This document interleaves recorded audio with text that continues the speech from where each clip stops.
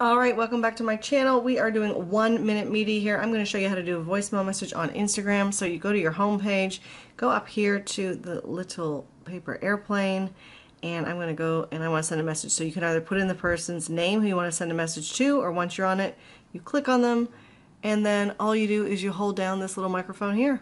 So we hold it down and go, "Hi Cooper, it's Mommy. I love you so much and I can't wait to see you again real soon. Bye." Now just a couple things to remember. One, you only have 1 minute to record each one. So after a minute it's going to cut you off.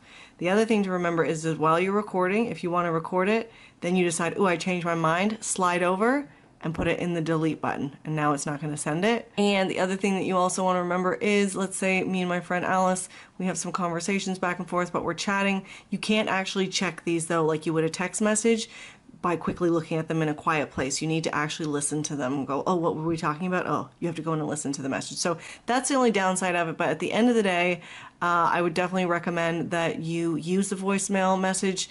It's really great, the direct message, and it's so personable, and people think I'm a rock star when I send it, when really it's quicker, it's easier, and I just love it. So consider doing that. All right, subscribe to my channel. I hope to see you again here soon.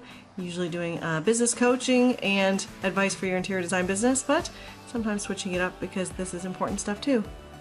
See you.